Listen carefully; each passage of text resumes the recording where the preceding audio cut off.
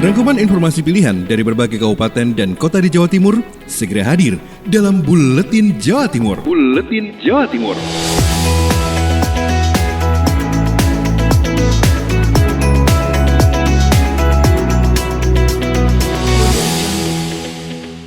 Salam jumpa sahabat, bersama saya Kiki Deslia. Kita akan hadirkan informasi Buletin Jawa Timur edisi 12 Mei 2020.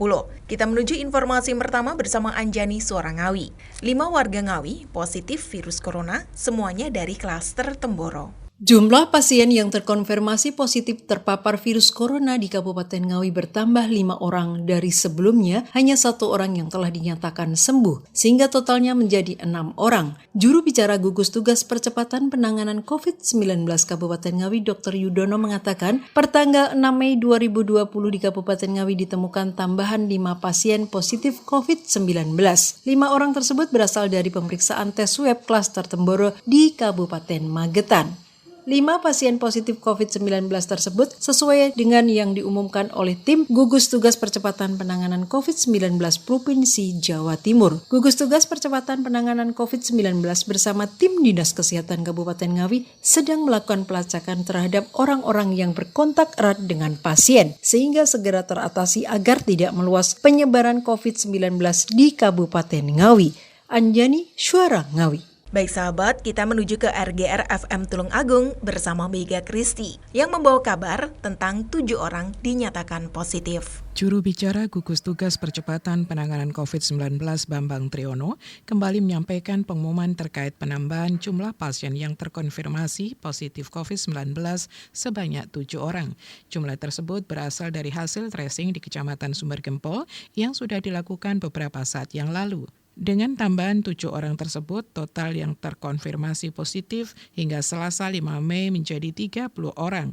Ketujuh pasien secara klinis dinyatakan sehat atau masuk kategori orang tanpa gejala atau OTG dan masih menjalani isolasi di Rusunawa hingga yang bersangkutan kelak dinyatakan sembuh atau hasil swab menyatakan negatif.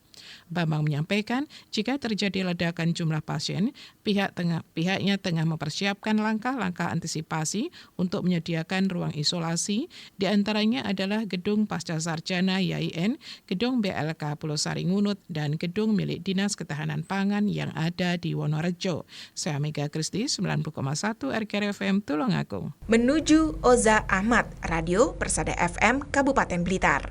Cegah penerima ganda, Pemkab Blitar, validasi data penerima bantuan sosial COVID-19. Pemerintah Kabupaten Blitar kembali menggelar rapat koordinasi evaluasi penyaluran bantuan sosial COVID-19 tahap 1 bersama Kepala Organisasi Perangkat Daerah atau OPD terkait. Tujuannya supaya penyaluran bantuan berikutnya tidak tumpang tindih dengan bantuan pemerintah pusat seperti PKH dan BPNT. Bupati Blitar Dr. Andes Hajirianto MM mengatakan guna mengantisipasi terjadi permasalahan di lapangan, pihaknya dalam melakukan validasi data penerima bantuan melibatkan lintas sektor, diantaranya relawan, RT, dan RW di setiap wilayah. Yang menjelaskan hasil monitoring tersebut akan kembali diverifikasi dan divalidasi oleh Dinas Sosial, Dispenduk Capil, dan Kominfo demi mendapatkan data yang lebih akurat. Mengingat penyaluran bantuan sosial tahap 1 lalu terjadi sedikit kendala teknis. Untuk itu ke depan kian diperhatikan. Bupati berharap setelah melalui beberapa proses pendataan, penyaluran jaring pengamanan sosial berikutnya bisa lebih tertib dan tepat sasaran. Akhirnya kita ambil langkah, kita verifikasi, kita validasi semua data yang melibatkan teman-teman mulai garda terdepan, relawan, RT, RW, kemudian hasilnya dibawa dalam rapat desa dan akhirnya dilaporkan pada Bupati.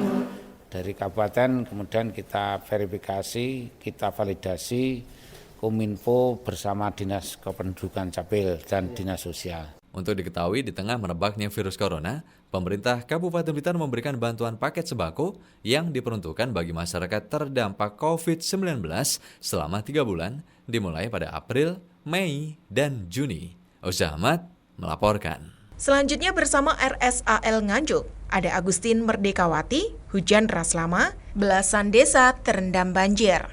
Hujan deras dengan intensitas tinggi yang mengguyur kota Nganjuk sejak sore membuat sejumlah sungai meluap dan akibatnya belasan desa di 5 kecamatan meliputi Kecamatan Brebek, Bagor, Pace, Sukomoro, dan kota Nganjuk terendam air dengan ketinggian antara 40-50 cm. Air yang merendam jalan dan area persawahan, bahkan tidak sedikit pula yang masuk ke dalam rumah warga. Dan yang terparah berada di desa Sekar Putih dan Bagor. Di tempat tersebut hampir seluruh desa terkena luapan air. Diperkirakan ada ratusan rumah yang terdampak ketinggian air mulai 15-20 cm. Kalaksa BPD Nganjuk Sukoyono mengatakan banjir terjadi lantaran hujan lebat yang mengguyur lereng Gunung Wilis, tepatnya mulai pukul 14.47 hingga pukul 20.30.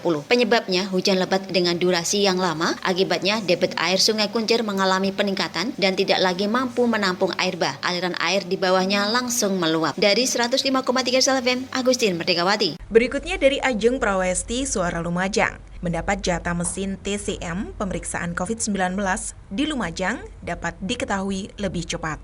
Kabupaten Lumajang mendapatkan 1 unit mesin tes cepat molekuler atau TCM dari pemerintah pusat.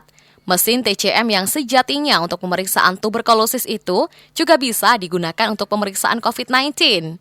Dr. Bayu Ignatius Wibowo, Kepala Dinas Kesehatan Kabupaten Lumajang, saat dikonfirmasi usai konferensi pers di kantor Bupati Lumajang menjelaskan, Kabupaten Lumajang mendapat 60 cartridge pemeriksaan COVID-19 dengan menggunakan mesin TCM-TB yang diprioritaskan bagi pasien dalam pengawasan agar bisa cepat ditentukan statusnya positif atau negatif dari virus corona. Ia juga mengungkapkan bahwa Lumajang sebenarnya punya 3 unit mesin serupa, namun dikhususkan untuk pemeriksaan tuberkulosis saja. Akan tetapi, mesin baru dari pemerintah pusat tersebut nantinya akan dikhususkan untuk pemeriksaan COVID-19. Ajeng Prawestri, Suara Lumajang.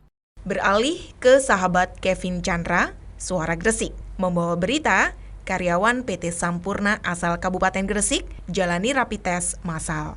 Sehubungan dengan penyebaran COVID-19, karyawan PT Sampurna yang berasal dari beberapa kecamatan di Kabupaten Gresik menjalani rapid test secara massal. Beberapa karyawan berasal dari kecamatan Benjeng, Balong Panggang, Damaian, dan Wringin Anom. Untuk rapid test sendiri dilaksanakan di Puskesmas daerah setempat. Pertanggal 10 Mei 2020, sebanyak 4 orang dari kecamatan Balong Panggang dinyatakan reaktif COVID-19. Sebanyak 4 orang juga dinyatakan reaktif COVID-19 dari kecamatan Benjeng dan Wringin Anom. Untuk kecamatan Damaian masih menunggu hasil pemeriksaan. Untuk klaster PT Sampurna, masih bagian yang melaksanakan rapid test. Untuk tes selanjutnya dilaksanakan pada Senin, tanggal 11 Mei 2020. Para karyawan yang menjalani rapid test diwajibkan untuk melakukan isolasi mandiri, tidak melakukan kegiatan di luar rumah, dan tidak menerima tamu selama 14 hari. Tetangga dari karyawan PT Sampurna diimbau untuk ikut mengawasi dan membantu yang bersangkutan untuk melakukan pembatasan secara sosial. Saya, Kevin Chandra, melaporkan dari Suara Gresik.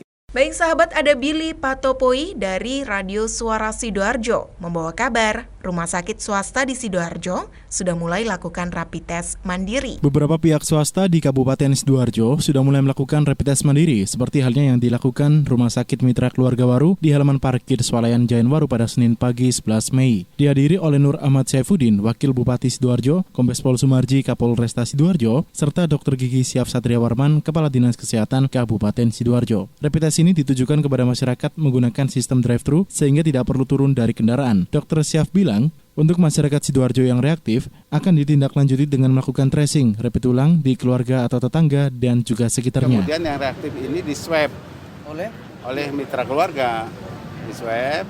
Hasil swabnya nanti dilaporkan lagi ke saya. Kalau yang wilayah Sidoarjo kita tindaklanjuti melakukan tracing, melakukan rapid ulang di keluarganya atau tetangga sekitarnya. Tuh. Intinya begitu. Untuk yang reaktif isolasi mandiri atau diisolasi di? Bisa isolasi mandiri kalau yang keadaannya sehat tanpa komorbid. Tapi kalau orangnya ada keluhan, sesak napas, batuk-batuk, isolasi. Demikian saya Billy Patopoi melaporkan untuk Suara Sidoarjo. Berlanjut ke Mahardika FM bersama Surya Muhammad membawa berita tentang pimpinan DPRD Kota Blitar minta pemerintah juga berikan bantuan kepada para pekerja seni yang terdampak pandemi COVID-19. Agus Junaidi, Wakil Ketua DPRD Kota Blitar minta pemerintah lebih cepat dalam memberikan bantuan pangan untuk seluruh warga Kota Blitar yang terdampak pandemi COVID-19. Bukan hanya fokus pada warga kurang mampu saja, tapi juga masyarakat yang terdampak tidak bisa bekerja, termasuk para pekerja seni, seperti pemain dan penyanyi elektron, tukang kendang, hingga para nayogo wayang kulit. Hal ini disampaikan Agus Junaidi saat dihubungi Radio Mahardika FM Sabtu 9 Mei 2020 siang. Ia mengingatkan dampak ekonomi akibat pandemi COVID-19 tidak kalah membahayakan seperti dampak kesehatan. Karena itu, pihaknya minta pemerintah optimal dalam memanfaatkan anggaran refocusing senilai 62 miliar rupiah. Tapi dampak ekonomi kan etok to, Mbak. Iya. Sopo? Sak RT iki sing penyanyi sopo? RW ini sampean iki, sak RW sampean wargane sampean sing tukang pekerja seni ini siapa? Pasti tahu RW-nya. Dan cepet, jangan lama. Menanggapi hal ini, Dinas Pariwisata dan Kebudayaan Disparbud Kota Blitar sesungguhnya sudah langsung menindaklanjuti. Tri Iman Prasetyono, Kepala Disparbud Kota Blitar, menjelaskan bantuan untuk para pekerja seni sudah tersalurkan. 175 orang pelaku seni. Kemudian yang mendapatkan itu 124 pelaku seni. Yang 51 kenapa tidak dapat? Yang 51 itu tersaring secara otomatis oleh aplikasi pemerintah kota. Tri Iman juga menegaskan jika masih ada pekerja seni terdampak yang belum menerima bantuan supaya melapor ke lurah atau datang langsung ke Disparbud Kota Blitar untuk ditindaklanjuti. Surya Muhammad, Mahardika FM. Ada kolik maulidi dari Ralita FM Pamekasan. Pendistribusian sembako melalui lumbung pangan FRPB Pamekasan kini tersebar di 12 kecamatan. Pendistribusian sembako lumbung pangan yang dibentuk Forum Relawan Penanggulangan Bencana Daerah atau FRPB Pamekasan hingga kini telah menyebar di 10 kecamatan khusus di Pamekasan dan 2 kecamatan untuk wilayah Sampang.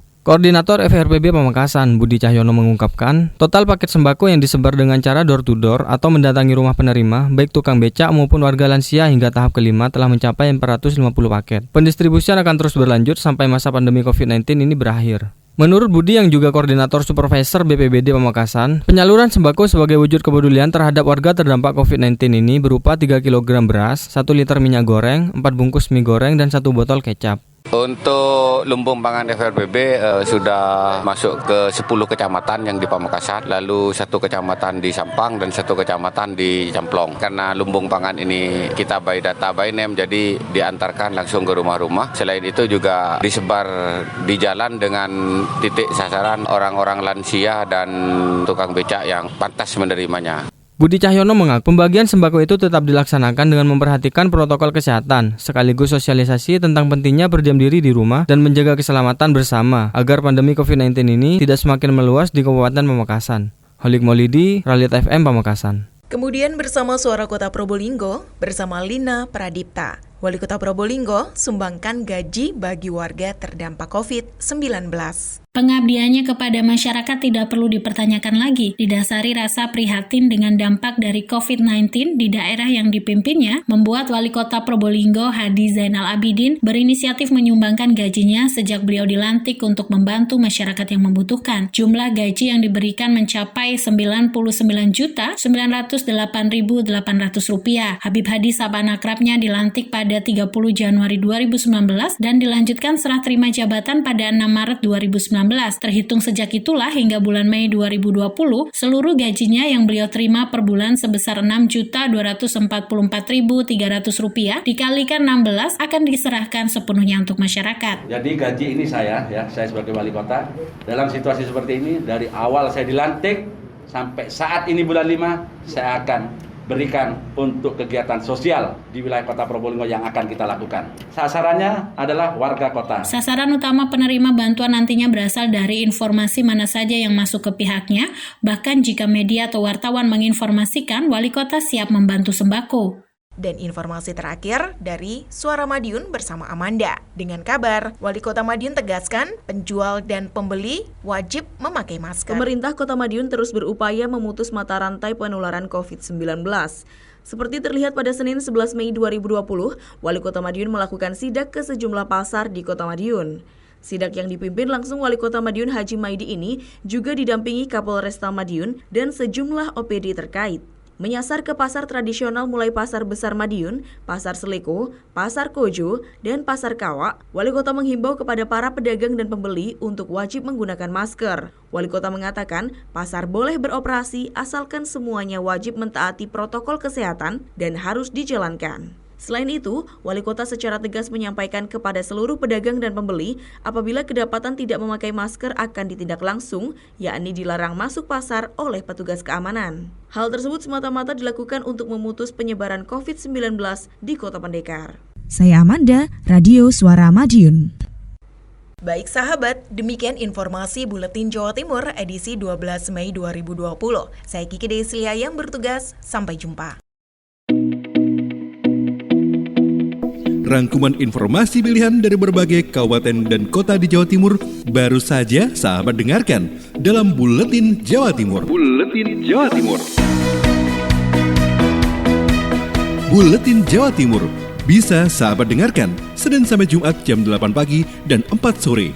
Disiarkan serentak di Lembaga Penyiaran Publik Lokal Suara Sidoarjo, Persada Kabupaten Blitar, Mardika Kota Blitar, Ralita Pamekasan, Suara Sampang, Suara Kota Probolinggo, Suara Lumajang, Suara Pasuruan, Blambangan Banyuwangi, Wika Mojokerto, Suara Gresik, Pradia, Suara Tuban, Malawapati Bojonegoro, Ersal Nganjuk, Suara Madiun, Suara Ngawi, Suara Pacitan, Praja Angkasa Trenggalek, dan RGR Tulungagung. Persembahan dari Asosiasi Lembaga Penyiaran Publik Lokal Jawa Timur.